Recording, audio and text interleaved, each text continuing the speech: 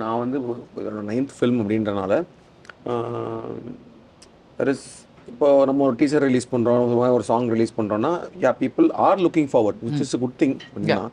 But ஆனால் என்னென்னா, இப்போ நீங்கள் சொல்கிறது வந்து ஒரு ப்ராப்ளம் தான். Because there is lot of good அவங்க க்ரியேட் பண்ணுற விஷயங்கள் எல்லாமே இந்த கிளட்டரில் வந்து காணாமல் போகுது. ஆக்சுவலி இப்போ எனக்கு சில நாள்லாம் வந்து இப்போ சாங்ஸாகவே பார்த்தோன்னா திடீர்னு ஏதோ அது வந்து எனக்கு வந்து ரீச் ஆகும். ஏன்னா வந்து இட்ஸ் நாட் தட் நம்ம வந்து எல்லா டெய்லி வந்து வாட் இஸ் நியூலி ரிலீஸ்ன்னு சொல்லி கேட்குற ஆள் கிடையாது. பட் ஆனால் நம்மளுக்குன்னு சில சாங் பிடிக்கும், அது ஒரு பிளேலிஸ்ட்டில் இருக்கும்ல. எப்போயாவது நம்ம கண்ணில் வந்து அந்த யூடியூபோட சாங் வந்து வர்றதோ, இல்லை வந்து அதை வந்து நம்ம ஸ்பாட்டிஃபைல போய் கேட்குறதோன்றது இருக்குல்ல. ஒரு இண்டிபெண்டன்ட் ஆர்டிஸ்ட் இருந்து அந்த மியூசிக் வந்து நம்மளை ரீச் பண்ணுறதுக்கே வந்து ஒரு பெரிய டைம் எடுக்குது. ஸோ பிரச்சனை அங்கே தான் எனக்கு வந்து அது சம்டைம்ஸ் தோணும். ஏன்னா டூ மெனின்றப்போ வந்து அதில் சில விஷயங்கள் ஹைட் ஆகிடுதுல்ல அப்படின்றது.